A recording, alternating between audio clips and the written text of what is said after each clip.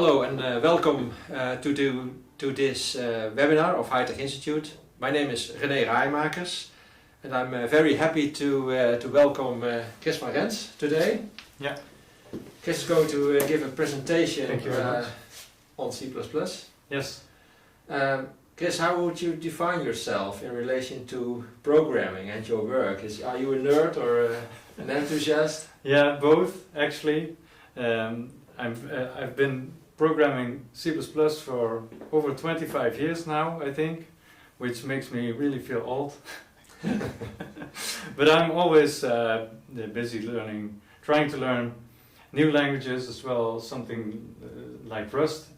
Also dabbling around in creating my own programming languages, which is quite a challenge, but it makes you respect all the programming languages that are there and are important for industry, such as C++ is. So let's start the presentation. After the presentation you'll be able to ask questions. Please ask them via the chat. So then I'll be able to read them aloud to Kris, and Kris will of course answer them perfectly, I guess. Well, Kris, the floor is yours. Yeah, I will Good luck. do my best. Yes. Enjoy the presentation. Yes.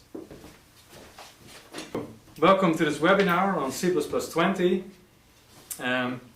Hopefully today I'll be able to show you some of the new features, or at least features of C++20 that you can or cannot apply to your own project or code base.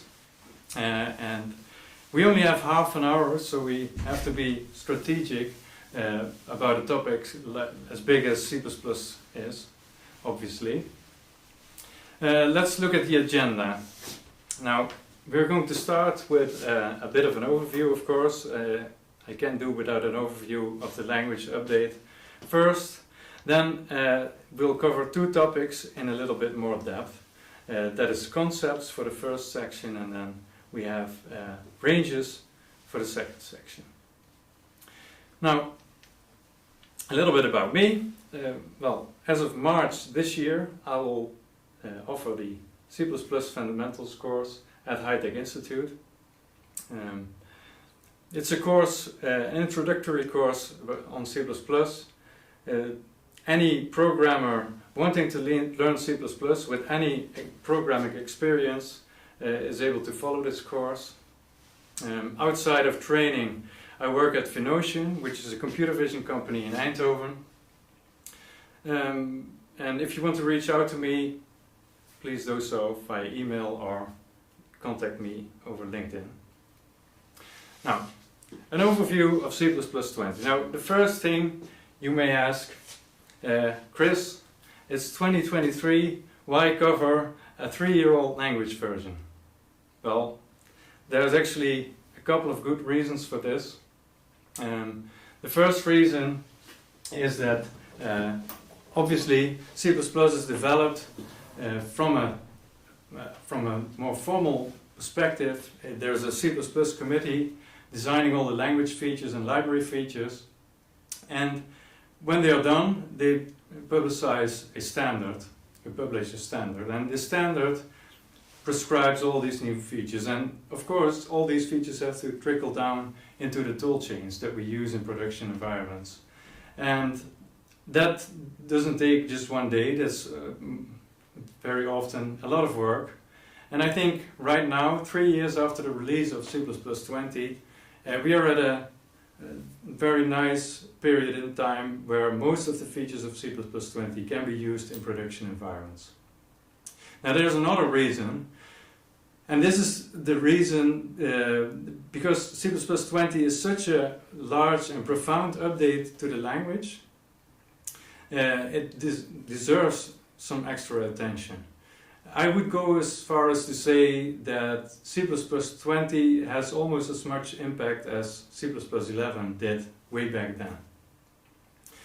So let's first take a look at the most notable features in the language.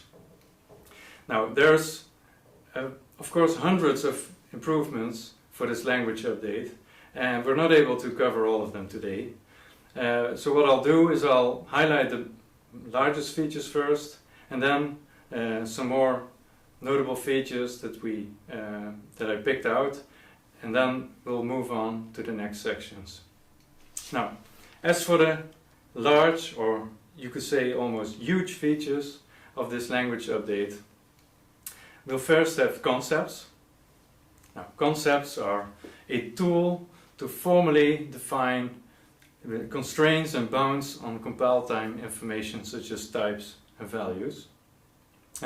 We will cover concepts in more depth in the next section, so I'm going to leave it at this for now. Then we have modules. Now, modules were added in C++20 to offer a new way to organize and distribute code. Up until now we had to make do with libraries and object files, headers, and headers are not really suited well for dependency management and incremental building. And now modules are going to change all of that. They're a real game changer. However, there's a caveat, which is that for modules to work properly, the compiler as well as the build systems and tooling around that have to understand modules, and that's not the case yet. So we will have to be a bit more patient before we can actually use modules everywhere. Now, on to the next big feature. We have coroutines. Now, coroutines are, in essence, suspendable functions, and they lay the groundwork to be able to do asynchronous programming in C++. You might know this feature from other languages that often call it async await, things like that, and you could call it concurrency without multi-threading per se. Now in C++20, coroutines are a language-only feature, meaning that there's not much library support yet, but that is to come in the next versions of C++. Right, then as a last large feature we have the ranges library, which was also added in C++20. And the ranges library offers a more functional approach to building processing pipelines on data collections. And this is one of the other topics that I'm going to cover in depth, so let's leave it at this for now. And then this finishes the list of big features, but of course there's a lot of other more notable features that are slightly less big, but still worth mentioning today. Starting out with the three-way comparison operator, or the spaceship operator because of its shape. I think it is best described as one operator to rule all the comparison operators. And if you want to find out more, I encourage everyone to look this up on a website like CPP Reference after the presentation and to check out in depth how it works, because it's a bit out of the scope of this presentation today. Then we have array views with stud span. Now array views are best compared to how string view works for string. So you basically have a view into a data container, and a view is a cheap to copy object that creates a sort of, puts on glasses to look at data, and that we can do with stud span.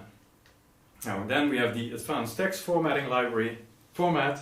This is work based on the FMT library, perhaps you know that, from the open source library FMT, and it brings text formatting in C++ into the next more modern era of programming.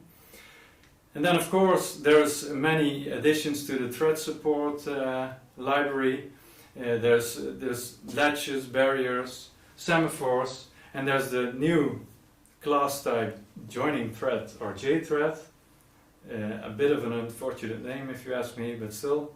This is a thread type that also supports cancellation tokens natively, and it's really useful actually. Then as a last notable feature here, I picked the calendar and time zones that are added in the Chrono library. And I can go on like this for hours, and then we'll not be done still, because there's so many new things in the language, but we have to keep it a bit short. So what I'll do for the remainder of this section is we'll look at some code examples just to warm up a bit and demonstrate some smaller features that still improve the quality of life drastically in the language. Now, suppose we have a data structure called system ID, and it's in the top left here. It has 4 fields, and we have a function that takes such a system ID. Now, suppose before C++20 we want to call this function with an object of this type. Now, what we can do then is write it like this, but suppose you get this code offered for review. Now, it is really hard as a reviewer to validate whether or not the values are mapped to the right fields. And basically you force the reviewer to check out the data layout of the system ID type to validate whether or not the code is correct. And that's not ideal. Now, with C++20 designated initializers, what we can do is use this dot notation to create a mapping, an explicit mapping of fields to values. And now it's immediately clear whether or not the call is correct, and it's harder to do wrong, basically. And we can even leave out fields that will be 0 initialized. Right, and I hope you all agree that this is an improvement. Now, by the way, before I go on, there's a link in each slide at the bottom here, in the bottom right, which is a link to the excellent Compiler Explorer environment that includes all the code examples that I show in each slide. And you can play around with it yourself, perhaps try new forms that better match your code base. But that will be all in the PDF that we distribute after this presentation. Now, next small quality of life improvement is the initialization clause in a range-based for loop. We've had the range-based for loop for a while now, no pun intended. And this range-based for loop looks really nice. It's really clean and hard to do wrong again.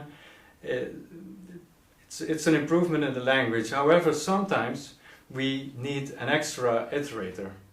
And we cannot do that simply. We always have to define this iterator outside of the loop, and then the scope of this variable, in this case data, is larger than we actually want it to be. So, but now we can actually use this initialization clause in the range-based for loop to have this extra iterator initialized. And a use case that often comes by is having an index aside the range iteration like this, which is now possible with range-based for loops. Now, one last example, that's this example where in C++20 we have a contains member function. Suppose before C++20 we've had this function. It's called lookup, and what it will do is it will look up some value somewhere. But it actually applies a functional programming technique called memoization. And what it does is it keeps a local cache of result values for lookup arguments. And by checking each value, whether or not it's in the cache already, it will or will not defer to a more expensive lookup function just to save time and optimize performance. But as you can see, the lookup on lines 4 and 5 are a bit unreadable, and they require resources for reasoning about what is this code saying. And that is where contains come in, because we can rewrite this code like so. And now it is immediately clear from the code on line 4 how the contains member function looks up whether or not this value is available. So the ergonomics are much better than the ergonomics of find. Right, now that concludes this overview section. Let's move on to a little bit more in-depth examples on a global topic called concepts. Now, I already introduced concepts in the overview section slightly. They are a tool to validate and put constraints on compile time information. Just as another introduction, some bullet points to say what concepts are about. Concepts are named constraints, so they can be identified and read in the code actually. They run at compile time, so they are evaluated at compile time. They leave no traces at runtime, which is an important point. And they are actually part of the template interfaces, and the main reason behind this is called equational reasoning improvement. And it basically boils down to writing more correct code from the start. Making code such that it's hard to use in a wrong way.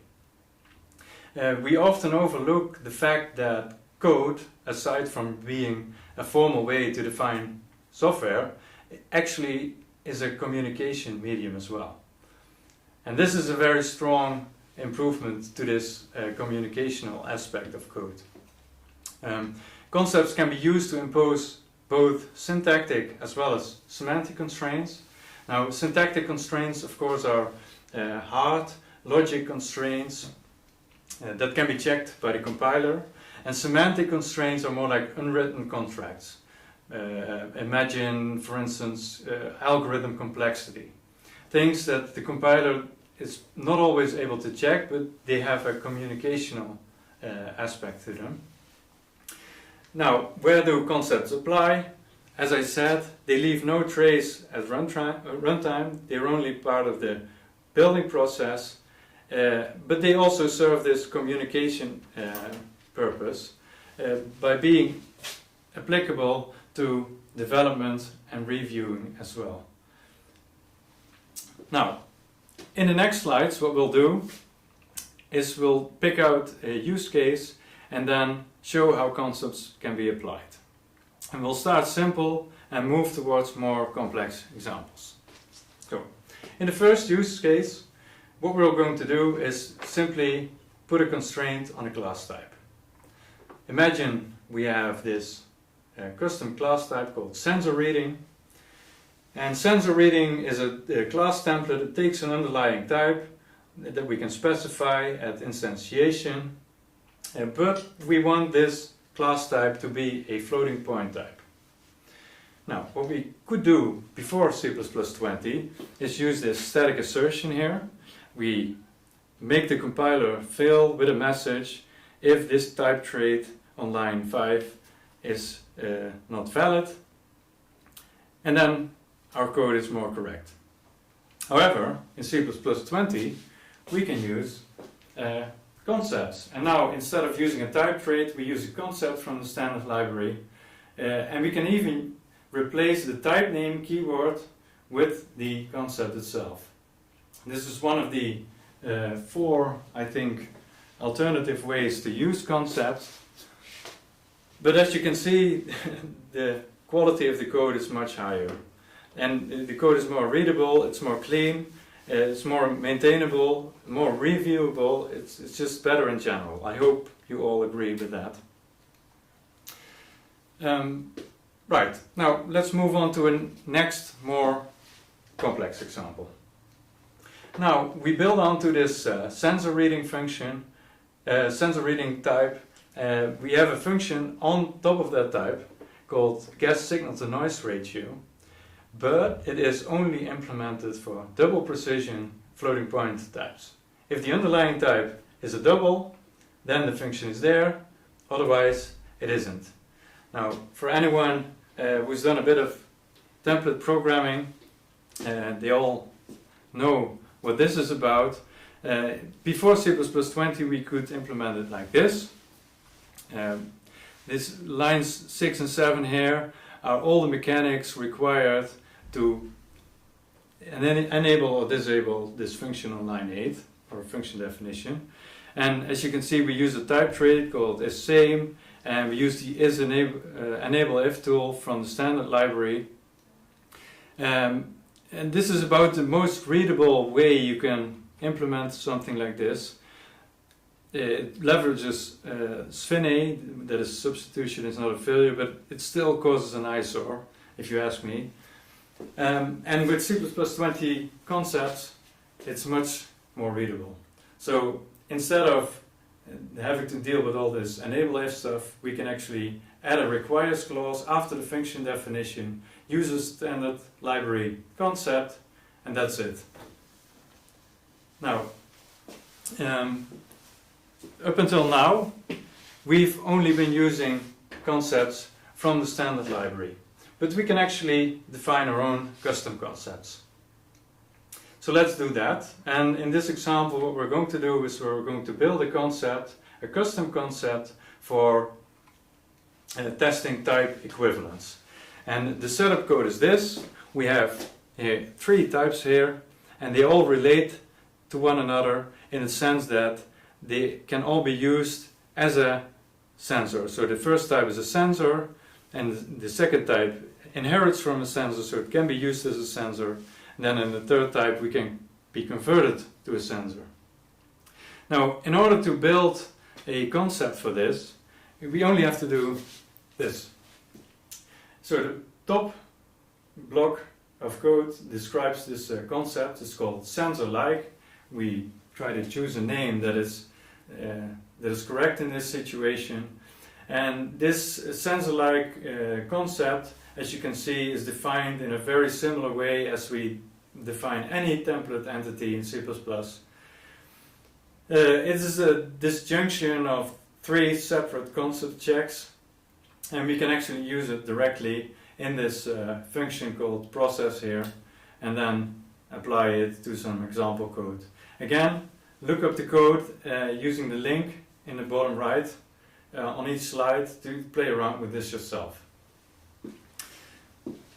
Right, that is concepts in basis, but concepts become really powerful once we start using requires expressions.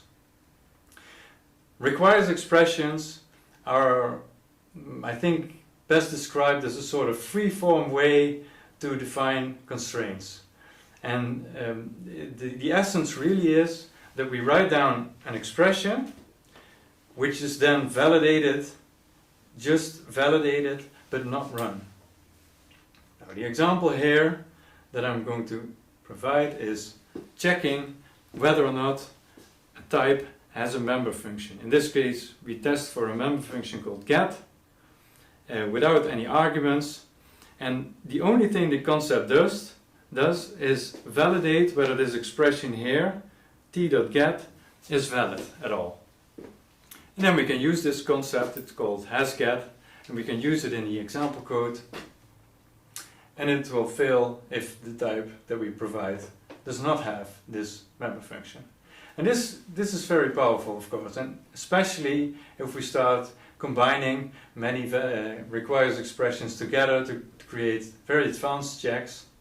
And I added one more example that I'm not going to cover in all detail, but in this example we'll check for some kind of arithmetic key value mapping type, and we create a concept for it using a requires expression.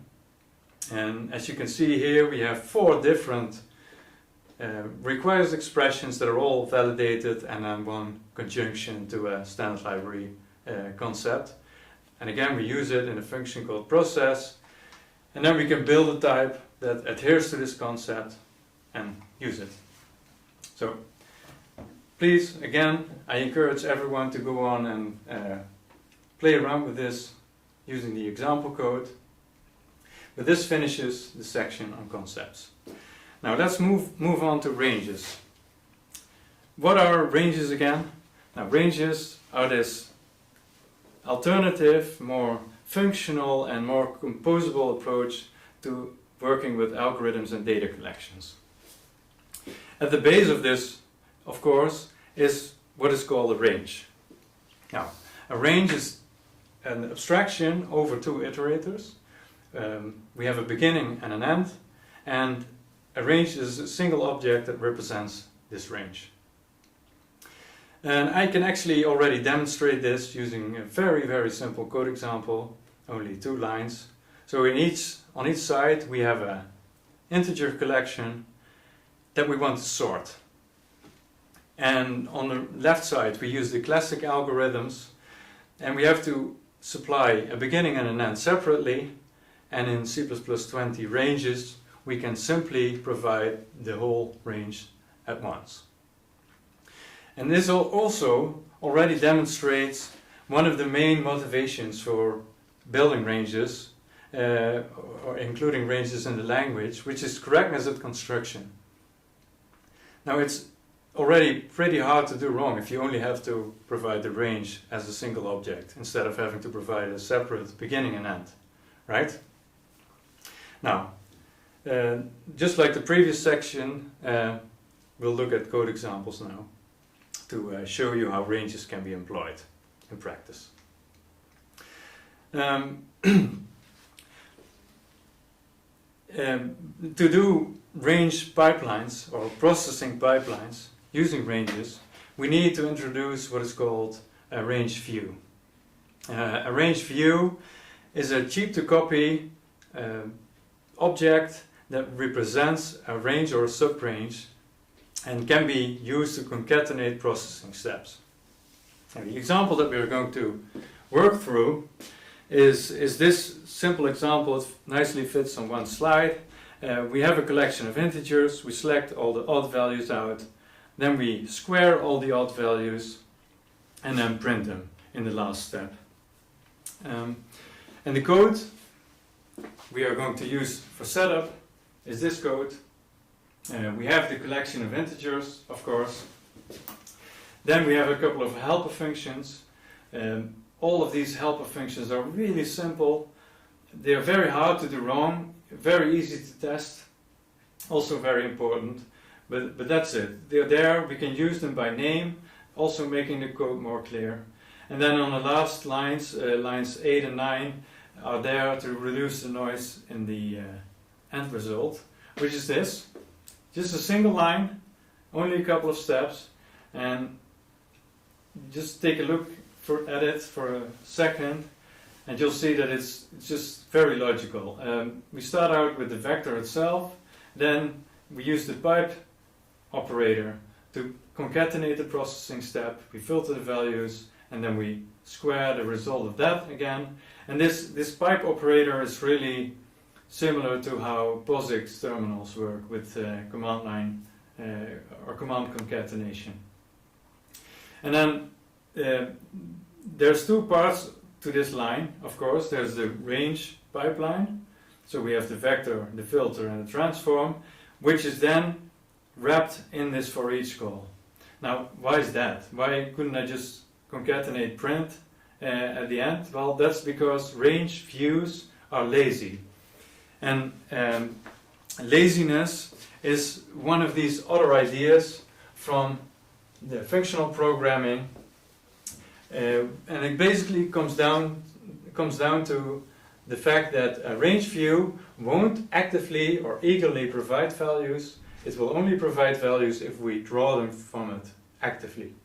And that's why I actively had to iterate this range view. Now, using a collection of integers is very nice for a presentation. It nicely fits on one slide. But in real life and production environments, of course, we have harder challenges to tackle. So for the next examples, what we're going to use is this code example. Now we have a collection of objects. Imagine we're in some kind of system that has all kinds of sensors and motors, and each of these systems can generate events. And all these events are recorded on an event log called system log here. And each event has an ID, a type, and a message. Now, can we use ranges in the same way on a more complex data structure like this? Well, we can, and that's why we first, of course, need the setup code again, the range or the namespace aliases to just reduce noise a little bit. Then we have a process function that can take such a range and process the log in some way, and we have some helper functions, these lambdas on lines 6 and 7. Now, and then we can do all kinds of range pipelines as we please. We can create sub-ranges, we can print the values, play around with it yourself afterwards. But as you can see, it works just the same as working with a collection of integers. Now, hidden inside this is probably something that is a bit new as well, which is this code here, this process log function.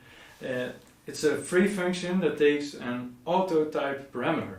Well, that's something new from C++20 as well. It's called it's abbreviated function syntax, and it basically creates a function template. Then also on line 2 here we use the standard formatting library for writing down the message. Right, so one last example for ranges before we finish. Because all the range algorithms are even more powerful than the classic algorithms, because they can take what is called a projection.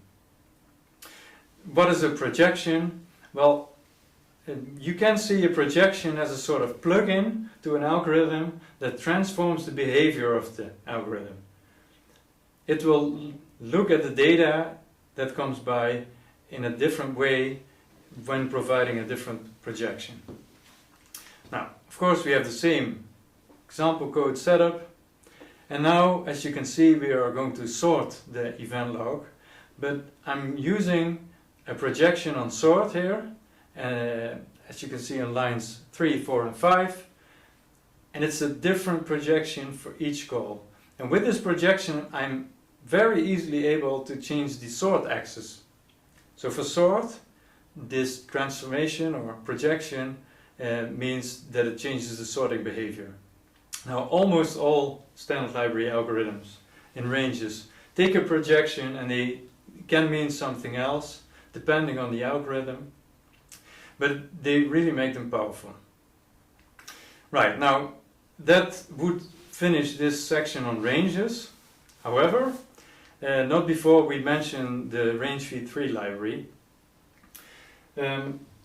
Ranges originated in the language from the proposal called the One Ranges proposal. This was a huge proposal. Actually, it was so huge that it was really unfeasible to standardize all of it in one language release. So they basically decided to cut off at some point and offer just a bit in the beginning. And I think C++23 rounds out almost all of the proposal, but still not all of the ranges proposal is in the standard yet. So if you want to use all of ranges, what you can do is use the open source library called Range v3. It's created by the authors of the ranges proposal, so it includes all the stuff that they wanted to standardize. Now, does it then change all of your code if you have to switch libraries once you can upgrade to C++23 in the future? Well, not really. I added this slide as a demonstration for that. Again, the same example code, and now instead of using C++20 ranges, we use the Range v3 library. And as you can see in the bottom right coding block, we actually have support for intermediate mutable vectors as well, or results, and we can sort inside the range pipeline. Now, that concludes this presentation on C++20. I hope everyone that was not familiar yet does get a feel for how big this language improvement is, actually, and I hope also that here and there you've got some ideas to apply this to your own projects or code bases at work or at home. Thank you very much. If you have any questions, I'm glad to take them now. Thank you. Yes, Kris, thank you for your presentation. There are a lot of questions in the queue, Okay. actually, and I'm afraid that I have to ask Kris to read them, because I'm unfortunately not able to, as a non-coding, To compile the questions. compile the questions. Yes. So the question is, why there's a double ampersand here? Is that a typo? Well, no, that's not a typo. This is an R-value reference, which basically states that this function is only able to take temporary objects that are constructed in place. And this is part of the C++11 move semantics proposal or feature to the language. Now, learning about move semantics can be quite a tricky endeavor, but it is covered in the C++ fundamentals course as well. As coroutines is a language-only feature in C++, is there an open source library to work with it? Yes. There is an open source library called, I think it's I think it's Coro, CPP Coro by Lewis Baker. It's on GitHub, and it actually supplies a lot of standard library, building blocks for working with coroutines.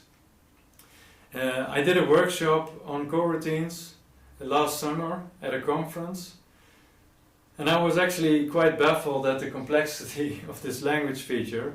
Of course, we did only work with the standard library features itself, building custom coroutine types and functions, and I would be really benefited from standard library building blocks. So I think Lewis Baker, the creator of this library, is also involved with standardization of library features for that. So I think that's something for the future. But then, of course, as a result, in production environments, we'll have to wait even longer, because it takes some time to be available everywhere. Are you using C++20 in production? Yes, we have been for a while now. It's been a bit of a uphill battle, mostly because some of the third-party requirements of tools. We use NVIDIA stuff in our at Finocean, and NVIDIA puts some pretty weird constraints sometimes on their tooling, and they lag behind on support for C++20, but it was doable in the end, and we have been using it now for over a year now, I think. And then there is a question from Nika. In your introduction, you mentioned the Rust language. Rust is strongly promoting safety as a key characteristic. How about C++20 and safety? Good question. Some of these features that I demonstrated, for instance, concepts and ranges, all at the base have some idea of safety and correctness at construction. And I think in that sense, perhaps unconsciously, C++ was already developing in that direction, but of course we cannot ignore all the sounds from the outside world, and cybersecurity and just security of software in general is deemed more critical these days and more important than they used to be. And I think the language implementers also note this. And I think many of the future improvements will have some kind of relation to this. So we'll have to see how this really works. I think in the end we will never get like full guaranteed safety like Rust has, because I think it must be built into the language from the bottom up, but at least it will improve, surely. One more question by Pujarev again. Do modules completely get rid of C++ header file dependencies? No, that's not the goal of modules.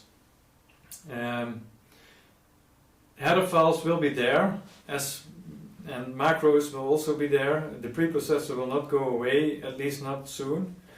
Modules are, I think, a first step in a good direction, because they really focus on organizing your code and making the build dependencies work properly. If you have a large dependency tree and only one tiny thing changes in a header downstream, everything has to be recompiled. That is gone with modules. But the way we use headers in our code, that will not completely change with modules. But it's a step in the direction, because again, also C++ is a language that decided to be backwards compatible for every update. And of course there's a lot of macro usage and preprocessor usage still in the field, and this is something that cannot be overcome quite easily. Thanks, Kris. I suggest we leave it there. Yeah. Thanks for being with us. Yeah, thank you very much. It was an honor. Let's end this webinar here. Please check out Kris' C++ Fundamentals training at the High Tech Institute website if you or your colleagues are interested. And with this, please look back this video on YouTube in the future, and thanks for being with us. Thank you. Thank you, Kris. Yeah, thank you very much.